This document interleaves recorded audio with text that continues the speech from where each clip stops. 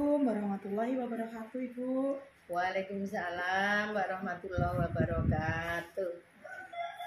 Begini, Ibu, saya ingin mewawancarai Ibu terkait dengan tugas saya sebagai calon guru penggerak di modul 3.1, yaitu pengambilan keputusan berbasis nilai-nilai kebajikan sebagai pemimpin, Ibu.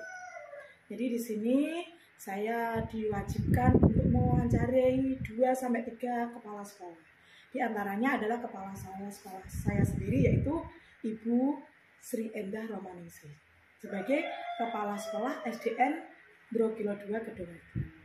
Bagaimana Ibu, bersedia ya Bu ya? Ya, siap. Oke, terima kasih ya Bu.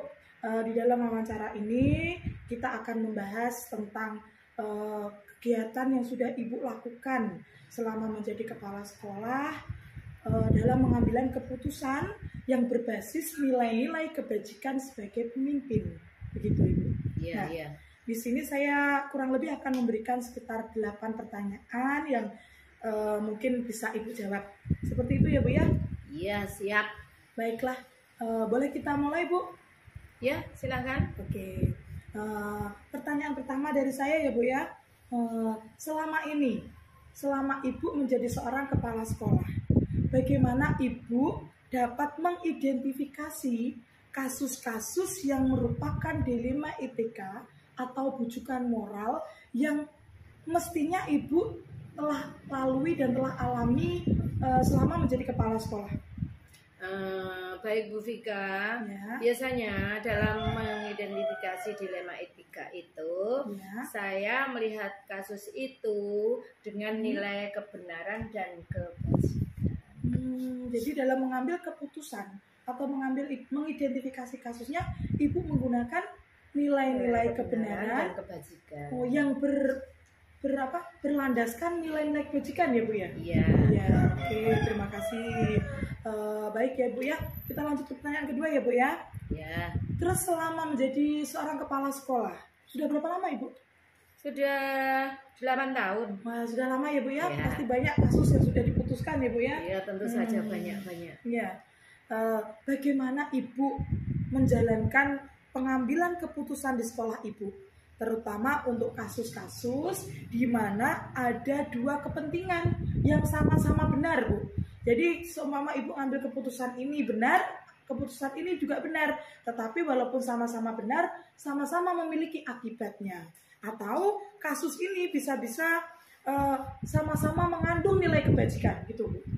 Bagaimana selama ini mengambil keputusan? Dua kasus yang sama gitu Iya, ya. yang sama benarnya. Jika terjadi dilema seperti itu, Iya. biasanya saya menggunakan pendekatan dengan skala prioritas. Mana yang kita anggap penting banget itu kita selesaikan lebih dulu, kemudian baru selanjutnya.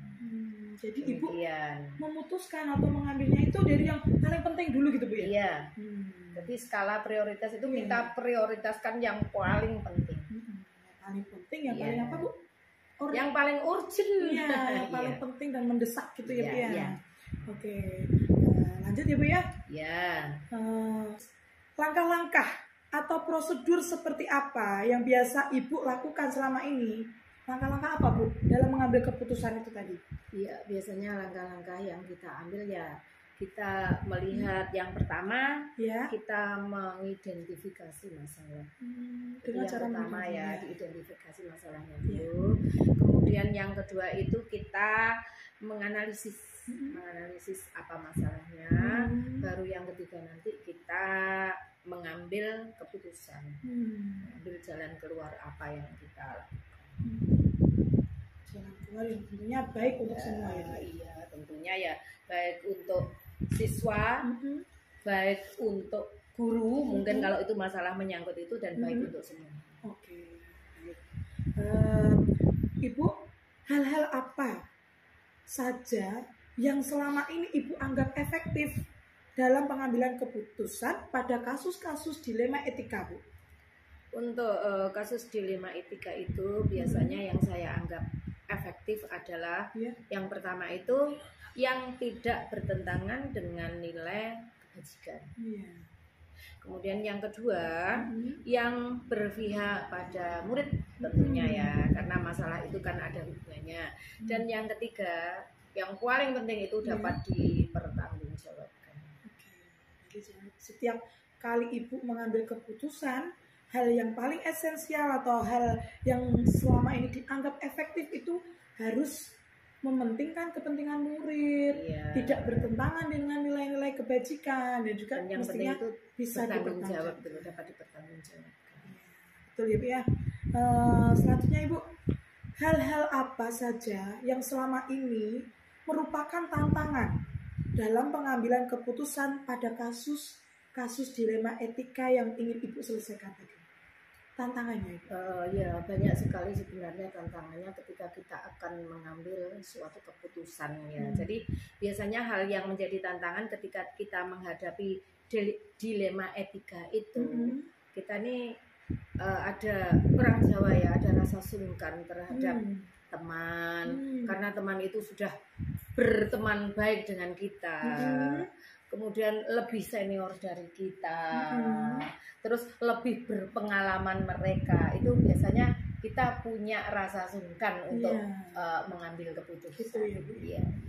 Jadi tantangan utamanya itu adalah rasa sungkan atau ewo pekewo terhadap orang yang lebih tua dari kita, lebih gitu, tua, lebih berpengalaman, teman baik, sahabat, Sahabat, seperti itu. Ya. Terus karena ada tantangan ini, apakah Ibu itu tetap merasa tantangan ini sebagai penghambat atau tetap melakukan sebuah keputusan yang berpihak pada murid tadi, Bu?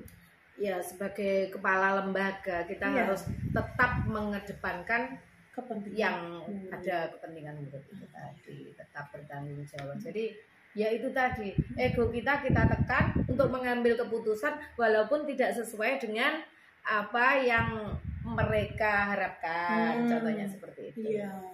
Terus gini Bu ya, kita kan selalu ada aturan gitu Bu ya. Setiap dalam mengambilkan keputusan pasti ada aturan. Nah, Ibu apakah juga memperhatikan peraturan-peraturan yang ada itu Bu? Ya tentu saja. Pasti ya Bu. Kalau tidak berarti itu namanya penyimpangan nanti. Pelanggaran etika. Penyimpangan etika. Oh iya. Sehingga kita harus selalu berpedoman kepada aturan-aturan yang berlaku. Siap. Berarti selain Ibu mempertimbangkan itu tadi, peraturan tetap menjadi prioritas atau prinsip pengambilan keputusan Ibu. Begitu ya Bu ya? Yes. Lanjut ya Bu ya, kita sampai boleh. di pertanyaan nomor 6. Lanjut Bu Vika ya. Apakah Ibu memiliki sebuah tata kala atau jadwal tertentu dalam sebuah penyelesaian kasus dilema etika? Apakah Ibu langsung menyelesaikan di tempat apabila ada kasus atau memiliki sebuah jadwal untuk menyelesaikannya? Bentuk atau prosedur seperti apa yang Ibu jalankan biasanya Bu? Iya, kalau ditanya tentang jadwal, ya itu sebenarnya ya ada jadwal ketika ada masalah. Tapi kita melihat dulu apa masalahnya. Nah, ketika masalahnya itu perlu penyelesaian segera, ya saat itu juga kita selesaikan. Kenapa? Karena kalau kita tunda nanti jangan-jangan masalahnya berlarut-larut dan berimbas kepada yang lebih banyak lagi gitu ya. Betul. Jadi harus segera diselesaikan yang perlu kita rasa selesaikan lebih dulu. Jadi waktu harus kita gunakan sebaik-baiknya. Jadi supaya tidak berlarut-larut. Ya itu menurut saya seperti itu. Itu untuk kasus yang bisa diselesaikan dan memerlukan waktu yang segera ya Bu ya. Seumpama terus ada kasus yang sekiranya lebih kompleks penyelesaiannya, berarti Ibu tetap menjadwalkan Bu. Iya, ya seperti itu tadi menyusun prosedurnya. Misalnya kita ya berkoordinasi dengan pihak yang terkait. Bisa jadi kita harus menganalisis masalahnya seperti apa dulu, baru kita bisa menyelesaikan masalah. Gitu ya. Jawaban dari Bella. Oke Ibu, lanjut ke pertanyaan nomor 7 Ibu ya.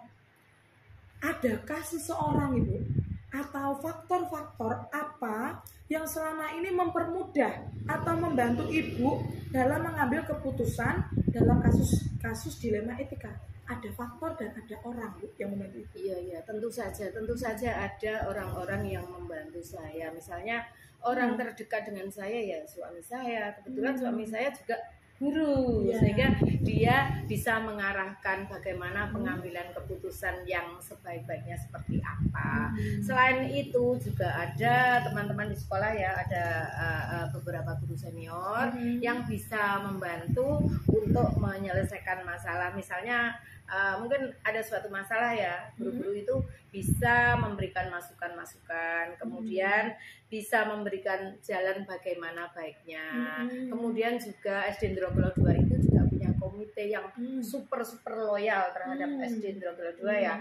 Komite sekolah kita juga bisa kita mintai pendapat dan sebagainya.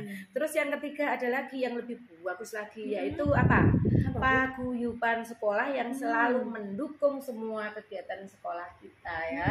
Jadi lomba taman, pengecatan dinding, pembuatan pagar dan lain-lain itu kan paguyuban juga ikut membantu, sehingga tidak hanya saya sendiri, jadi ada orang-orang tertentu yang membantu menyelesaikan masalah, terutama yang ada hubungannya dengan dilema etika itu tadi ya.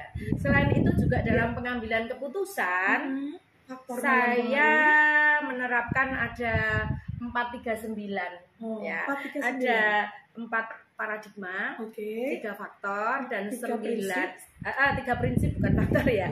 3 prinsip dan 9 langkah pengambilan keputusan yang berdasarkan nilai-nilai kebajikan ini, Bu ya. Tinggal satu pertanyaan lagi ya, Bu ya. Boleh. Masih semangat ya, Bu? Semangatlah supaya guru penggerak itu sukses lancar. Terima kasih. Satu lagi, Bu ya, pertanyaan terakhir dan mungkin menjadi kesimpulan dari wawancara kita pada siang hari ini. Ibu, boleh. Dari semua hal yang sudah Ibu sampaikan tadi, kira-kira pembelajaran apa yang dapat Ibu petik dari pengalaman Ibu mengambil keputusan tentang kasus dilema etika ini? Ya, jadi kalau saya ambil kesimpulan intisari dari percakapan kita, semua pertanyaan-pertanyaan Bu Vika tadi adalah bahwa dalam setiap pengambilan keputusan itu kita selalu bekerja sama dengan pihak-pihak yang berkepentingan, itu ya. Dan dalam mengambil keputusan itu kita juga harus berpihak pada kepentingan murid. Nah, itu yang pertama. Kemudian yang kedua, tidak bertentangan dengan nilai kebajikan, karena itu tadi intinya ya, nilai kebajikan. Dan yang terakhir, dapat dipertanggungjawabkan. Juga dalam setiap pengambilan keputusan tadi ada saya katakan 439 tadi. 4 paradigma, 3 prinsip dan 9 langkah dalam pengambilan keputusan. Demikian Bu Vika. Oke, ya Allah Ibu, terima kasih sekali, jawabannya luar biasa. Sukses ya. Amin. Ini ya Bu ya, jadi percakapan kita pada siang hari ini sudah cukup bagus sekali dalam Ibu mengambil keputusan. Saya ucapkan terima kasih karena sudah mau meluangkan waktunya untuk saya memenuhi tugas saya sebagai calon guru penggerak. Saya akhiri ya Bu, apabila ada kata-kata dari saya salah yang saya sengaja maupun tidak, saya ucapkan maaf ya Bu ya. Mungkin kita akan belajar bersama-sama lagi untuk bagaimana lebih baik dalam mengambil keputusan itu. Tentunya baik untuk semuanya. Begitu ya Bu ya? Iya. Terima kasih Bu Vika. Harapan saya juga gitu sebagai kepala sekolah, bahwa dengan adanya guru penggerak itu bisa memperbaiki pembelajaran di SDN Ndrogolo 2 dan bisa memajukan pendidikan di Kabupaten Bojonegoro utamanya ya. Ya, amin. Semoga itu terlaksana ya Bu. Saya ucapkan banyak sekali terima kasih atas waktunya Ibu, dan sampai di sini saya akhiri. Wassalamualaikum warahmatullahi wabarakatuh. Waalaikumsalam warahmatullahi wabarakatuh. Assalamualaikum warahmatullahi wabarakatuh, Bapak. Waalaikumsalam warahmatullahi wabarakatuh. Siapa ini? Mohon maaf ya Bapak, saya minta waktunya terkait dengan tugas saya sebagai calon guru penggerak untuk menyelesaikan modul 3.1 demonstrasi kontekstual, di mana saya dapat tugas, saya harus mewawancarai paling tidak 2-3 kepala sekolah terkait dengan pengambilan keputusan berbasis nilai-nilai kebajikan sebagai pemimpin. Nah, di sini saya mendatangi Pak Udiono karena saya merasa Bapak itu kan sebagai ketua K3S di Gugus 6 ini ya Bapak ya. Ya, saya merasa Bapak itu pasti lebih mampu Pak ya. Baiklah Bapak. Ya monggo, apa yang perlu ditanyakan? Bisa dimulai ya Bapak ya? Bisa. Oke. Baiklah Bapak, saya ingin bertanya, itu pertanyaan pertama. Selama Bapak menjadi kepala sekolah sudah berapa lama Bapak? Saya sudah hampir 21 tahun. 21 tahun bukan waktu yang singkat ya Pak ya. Pasti pengalamannya sangat banyak sekali. Selama ini bagaimana Bapak dapat mengidentifikasi kasus-kasus yang merupakan dilema etika atau bujukan moral? Dimana pastinya selama ini Bapak menghadapi banyak kasus dalam kepemimpinan. Nah, bagaimana caranya Bapak itu mengidentifikasi yang mana ini sebuah kasus dilema etika ataukah ini sebuah kasus bujukan moral? Begitu Bapak. Biasanya di sekolah itu pasti ada permasalahan kasus itu pasti ada karena kita guru sama wali siswa. Dengan adanya berbagai kasus ini tentunya kita juga mengidentifikasi permasalahan kasus apa yang dihadapi oleh mereka itu.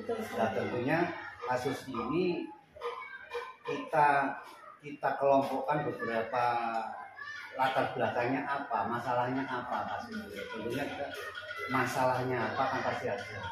Nah, dari permasalahan itu kita baru bisa membedakan atau mengidentifikasi permasalahan kasus guru sama guru atau guru sama wali siswa atau guru sama kepala sekolah atau guru sama wali siswa. Ini tentunya banyak sekali.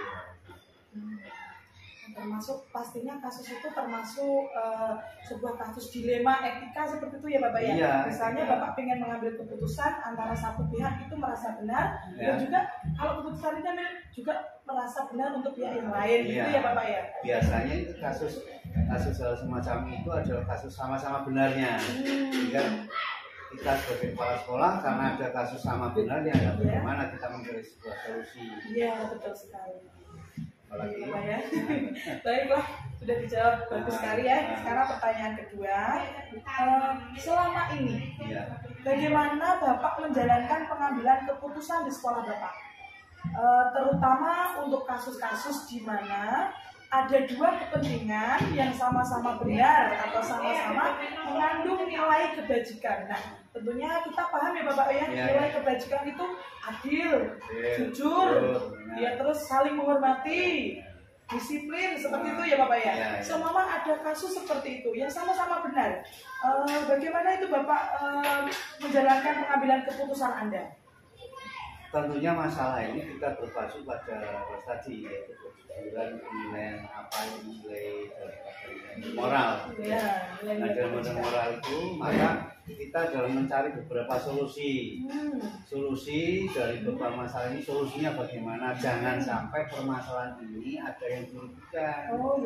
Aturannya bagaimana, terus solusinya bagaimana, sehingga kedua belah pihak ini yang sama benar-benar harus bisa menyadari bahwa aturannya yang demikian. Gitu ya Bapak ya. Tetap dikembalikan ke mereka aturan dan mereka bagaimana, baiknya bagaimana. Baik untuk semuanya. Untuk semuanya, untuk saling pribadi kan baik untuk sekolah.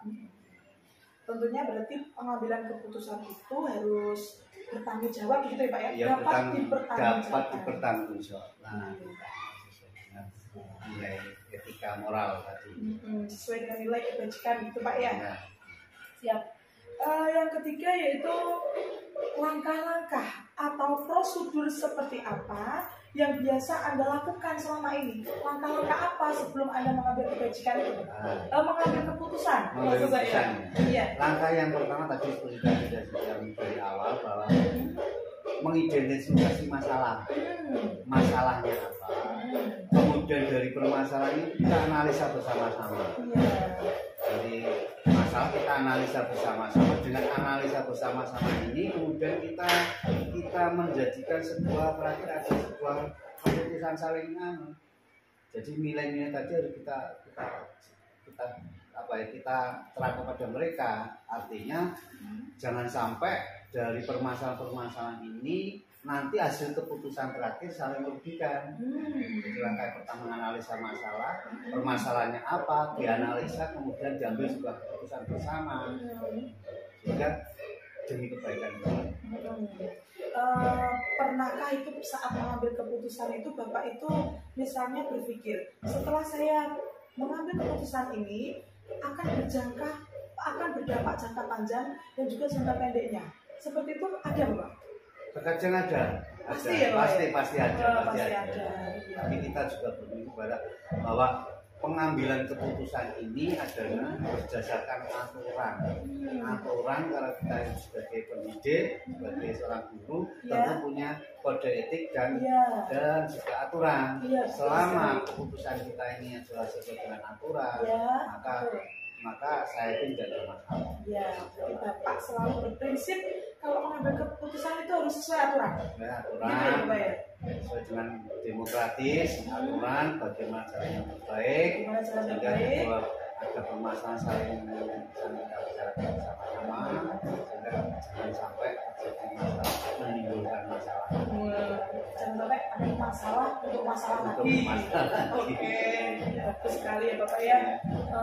Terus pertanyaan selanjutnya ya Bapak ya. Hal-hal apa saja yang selama ini Anda anggap efektif dalam pengambilan keputusan pada kasus-kasus dilema etika ini? Yang Anda anggap efektif Bapak selama Anda mengambil keputusan ini? Ya kita tentunya bersikap demokratis.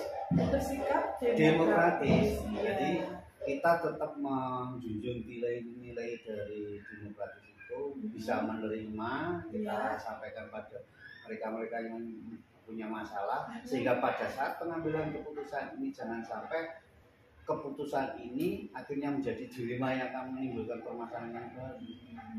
Kita juga menerima masukan kalau seandainya kurang bisa diterima, tapi tetap berpijak pada aturan sekolah, aturan daripada pendidikan ini. Iya, begitu ya Bapak. Jadi saat mengambil keputusan, Bapak itu selalu berpegang pada peraturan dan juga jangan sampai menimbulkan dilema yang baru. Oke. Terus pertanyaan selanjutnya Bapak, hal-hal apa saja yang selama ini merupakan tantangan dalam pengambilan keputusan pada kasus-kasus dilema etika?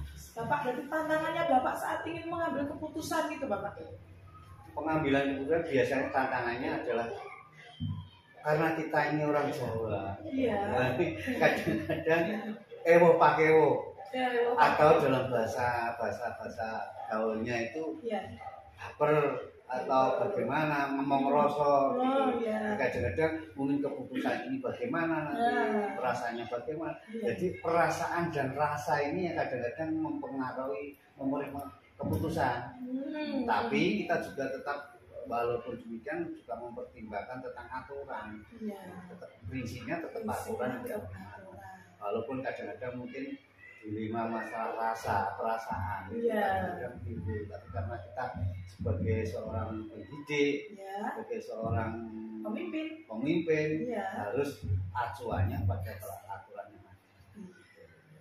Tetap berpacu pada aturan dan tantangan yang Bapak hadapi itu adalah menjaga perasaan. Iya, takutnya ewo tadi. Itu adalah sebuah tantangan ya Bapak ya. Terus kira-kira Bapak itu dari tantangan tadi, apakah mempengaruhi Bapak dalam mengambil keputusan? Tentunya tidak. Tetap ya Pak ya. Itu hanya sebagai gambaran perasaan rasa, tapi pada ujungnya juga tetap kita aturannya itu yang kita gunakan kan tetap aturan. Namanya pendidikan kan harus aturan. Aturannya bagaimana? Ya itu kita jalankan saja. Sehingga dengan aturan ini kan sudah beraturan. Kalau sudah beraturan, insya Allah aman gitu ya Pak ya. Oke. Baik Bapak, kita berlanjut ke pertanyaan selanjutnya. Apakah Bapak memiliki sebuah tata cara atau jadwal tertentu dalam sebuah penyelesaian kasus dilema etika? Iya. Terus saya lanjut lagi. Apakah Bapak langsung menyelesaikan di tempat atau memiliki sebuah jadwal untuk menyelesaikannya? Bentuk atau prosedur seperti apa yang Anda jalankan? Misalnya seperti ini Bapak. Sekarang ada sebuah kasus yang menurut Anda adalah dilema etika. Bapak ingin menyelesaikannya itu langsung atau menjadwalkan di kemudian hari? Lihat situasi. Lihat situasi. Ketika ada permasalahan yang selama ini permasalahan itu bisa langsung kita kerjakan, kita selesaikan, ya kita selesaikan langsung. Gitu. Tapi ketika permasalahan ini perlu diselesaikan dengan adanya pemikiran yang cukup serius ya, kalau itu, maka kita selesaikan dengan rentang waktu. Kemudian karena rentang waktu itu perlu demokratisasi loh. Berarti kemudian kita perlu sharing dengan teman-teman bagaimana baiknya, sehingga pada ujungnya itu tidak ada saling dirugikan. Jadi keputusan ini adalah keputusan bersama, keputusan demokratis, tidak ada yang saling dirugikan dan sama-sama bisa menerima, sehingga tidak akan keputusan itu menimbulkan permasalahan lagi. Intinya seperti itu, jangan sampai ada masalah kemudian tidak terselesaikan, menimbulkan masalah baru. Jadi setiap mengambil keputusan kita lihat jenis kasusnya. Kalau memang bisa langsung diputuskan. Tapi kalau memang membutuhkan pemikiran yang lebih kompleks, direncanakan dulu. Begitu ya Bapak ya? Oke. Pertanyaan selanjutnya Bapak. Masih tetap sama saya ya Pak ya? Oke. Adakah seseorang atau faktor-faktor apa yang selama ini mempermudah atau membantu Bapak dalam pengambilan keputusan dalam kasus-kasus dilema etika ini? Adakah seseorang atau faktor apa Pak yang bisa membantu Bapak dalam mengambil keputusan? Dalam pengambilan keputusan biasanya sudah saya melibatkan teman-teman, utamanya guru-guru yang senior, guru yang saya anggap itu bisa kita ajak berunding, karena bagaimanapun juga sekolah itu bukan milik kita bersama, kita saja, tapi milik kita bersama.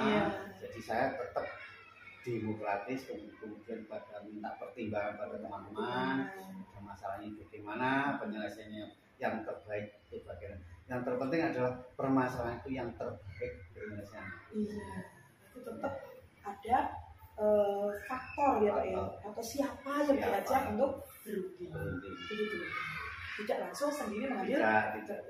Oke Bapak, mungkin kita sudah sampai ke pertanyaan yang masih banyak ini. Masih 31 untuk di penghujung pertanyaan. Oke.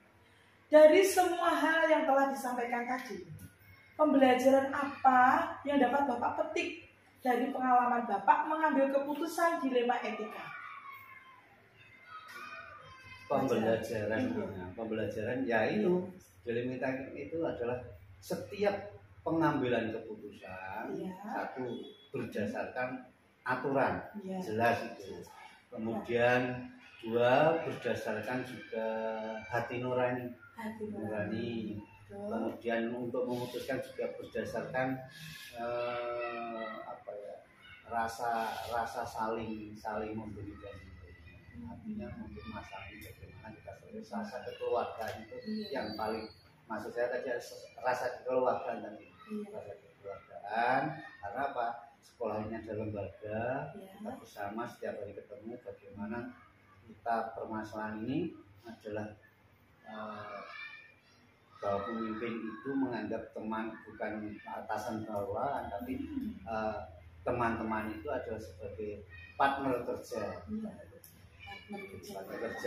kemudian juga sebagai sahabat, sebagai saudara, sehingga ketika itu sudah berjalan lancar, maka saya yakin permasalahan itu bisa selesai. Jadi dalam mengambil dari proses percakapan kita ini, Bapak itu mengambil pembelajaran bahwa dalam mengambil keputusan itu harus pertama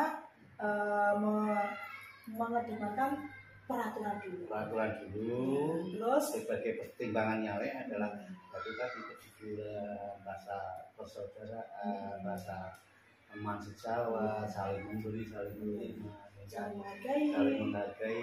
Dari berarti Bapak tetap selalu berprinsip pada nilai-nilai kebajikannya. Bapak selalu mengedepankan tentang peraturan yang akan diambil sesuai dengan peraturan atau tidak, gitu ya Bapak. Terus Bapak juga mengedepankan nilai-nilai kebajikannya, serta yang terakhir jangan lupa dapat dipertanggungjawabkan. Karena tanggung jawab terhadap peraturan Tentu saja pertanggungjawaban ini di dunia dan di akhirat, begitu ya Bapak ya. Iya. Oke, terima kasih Bapak Ya, sama-sama. sudah membantu tugas saya dalam menyelesaikan wawancara dengan kepala sekolah ini. Ya. Tentunya semoga kedepannya kita bisa belajar bersama-sama ya Bapak ya. Terima kasih, saya juga begitu. Iya. Sama-sama. Dalam mengambil keputusan ini, kedepannya kita bisa lebih baik lagi, begitu ya Bapak ya. Iya, sama-sama. Sesuai dengan peraturan-peraturan dalam pengambilan keputusan yang berdasarkan nilai-nilai kebajikan itu tadi. Oke Pak Ud, Ya, Pak Udiono, saya oke. berterima Moga-moga, kasih. terima kasih. Assalamualaikum warahmatullahi wabarakatuh. Saya mohon maaf apabila ada kesalahan. Assalamualaikum warahmatullahi wabarakatuh. Perkenalkan, saya Tri Sulfika, JKP Angkatan 5 dari Kabupaten Bojonegoro. Bapak Ibu, dalam video kali ini untuk memenuhi tugas saya dalam tugas demonstrasi kontekstual pada modul 3.1 yaitu pengambilan keputusan berbasis nilai-nilai kebajikan sebagai seorang pemimpin. Di sini saya bertugas untuk menganalisis dan bertugas mewawancarai 2 orang kepala sekolah yang berkaitan dengan tugas pengambilan keputusan dalam kasus dilema etika. Nah, dari kasus ini atau dari hasil wawancara ini, saya telah mewawancarai 2 orang kepala sekolah. Yang pertama yaitu dari Kepala Sekolah SDN Drongkilo 2 Kedung Adem yang merupakan kepala sekolah dari unit satuan saya bekerja. Yang kedua dari sekolah lain yaitu dari SDN Kepoh Kidul 2 Kedung Adem. Baiklah Bapak Ibu, di kesempatan kali ini saya bertugas menganalisis atau memberikan checklist terhadap hasil wawancara yang telah saya lakukan kepada 2 orang kepala sekolah terkait dengan pengambilan keputusan berbasis nilai-nilai kebajikan sebagai seorang pemimpin. Yang pertama yaitu hal-hal menarik apa yang muncul dari wawancara tersebut? Pertanyaan-pertanyaan mengganjal apa yang masih ada dari hasil wawancara bila dibandingkan dengan hal-hal yang Anda pelajari seperti 4 paradigma, 3 prinsip, dan 9 langkah pengujian. Apa yang saya dapatkan? Baiklah Bapak Ibu, dari sini yang saya dapatkan setelah saya melakukan wawancara dengan 2 orang kepala sekolah, tentunya mereka belum melakukan 4 paradigma, 3 prinsip, dan 9 langkah pengujian dalam pengambilan keputusan. Namun setelah saya analisis dari kepala sekolah 1 maupun kepala sekolah 2, setiap dalam mengambil keputusan itu mereka selalu berpedoman pada nilai-nilai kebajikan dan juga selalu berpihak pada murid, serta setiap kali pengambilan keputusan harus selalu dapat dipertanggungjawabkan. Dari hasil wawancara dengan 2 kepala sekolah ini terdapat hal-hal yang menonjol, misalnya di dalam pengambilan keputusan mereka itu mungkin ada tantangan yang harus mereka hadapi seperti itu. Ternyata tantangan yang Bapak Ibu kepala sekolah ini hadapi itu hampir sama, yaitu rasa tidak nyaman atau rasa bahasa orang Jawanya itu ewoh pekewoh. Nah, apa itu? Mereka menyebutnya dengan rasa takut menyinggung atau takut tidak menghargai teman sejawat yang lebih dewasa atau yang lebih senior di dalam mengambil keputusan saat mereka mengalami masalah atau kasus dalam dilema etika. Checklist yang kedua yaitu bagaimana hasil wawancara antara 2 pimpinan yang Anda wawancarai. Adakah sebuah persamaan atau perbedaan? Kira-kira apa yang menonjol dari salah satu pimpinan tersebut? Mengapa dan apa yang membedakannya? Begini yang saya temukan di sini yaitu dari kepala sekolah 1, mungkin karena kita sudah pernah belajar gitu ya, dari kepala sekolah 1 sudah dia memiliki prinsip dan juga melakukan 4 paradigma 3 prinsip dan juga 9 langkah pengujian, walaupun semua itu belum dilakukan secara maksimal. Begitu. Dari kepala sekolah 1 setiap mengambil keputusan, selain keputusannya itu harus sesuai atau tidak bertentangan dengan nilai-nilai kebajikan, keputusannya harus berpihak pada murid dan juga dapat dipertanggungjawabkan. Dari kepala sekolah 1 ini juga dia selalu mengedepankan pengambilan keputusan mana yang lebih penting, begitu, mana yang lebih penting dan yang perlu didahulukan. Dari kepala sekolah 2, beliau mengambil keputusan juga begitu. Beliau selalu beraturan, atau setiap mengambil keputusan beliau sesuaikan dengan aturan yang ada. Dia memiliki peraturan, dia memiliki sebuah prinsip, yaitu setiap beliau mengambil keputusan beliau harus berprinsip pada peraturan yang berlaku. Dan juga dalam setiap mengambil keputusan beliau selalu menggunakan cara yang demokratis. Nah, demokratis ini berarti semuanya memiliki pendapat, semua memiliki dan semua harus diperlakukan dengan sama. Seperti itu pada intinya. Nah, terus apa rencana ke depan para pemimpin? Bagaimana Anda sendiri akan menerapkan pengambilan keputusan dilema etika pada lingkungan Anda, pada murid-murid Anda, dan pada kolega guru-guru Anda yang lain? Kapan Anda akan menerapkannya? Nah, di sini adalah pertanyaan untuk saya ya Bapak Ibu. Tentunya setelah saya menjalani pendidikan di Guru Penggerak Angkatan 5 ini, dan saya sudah sampai pada materi modul 3.1. Di situ diajarkan dalam pengambilan keputusan itu harus berbasis nilai-nilai kebajikan sebagai pemimpin dengan mengedepankan 4 paradigma, 3 prinsip, dan juga 9 langkah pengujian. Tentu saja semua itu akan saya terapkan sebagai pemimpin pembelajaran, akan saya terapkan dalam menangani kasus-kasus dilema etika. Tentu saja akan saya terapkan kepada murid-murid saya, kepada kolega-kolega dan teman-teman sejawat saya di sekolah. Tentu saja bersama kepala sekolah saya akan terus belajar menerapkan prinsip-prinsip, paradigma, dan juga langkah dalam pengambilan keputusan ini. Dan kapan akan saya lakukan? Pastinya akan segera saya lakukan dalam menghadapi kasus dilema etika ini. Begitu Bapak Ibu sekalian. Jadi begitu analisis yang bisa saya ungkapkan, yang bisa saya dapatkan setelah saya mewawancarai 2 orang pimpinan atau 2 orang kepala sekolah yang berbeda. Saya akhiri. Wassalamualaikum warahmatullahi wabarakatuh.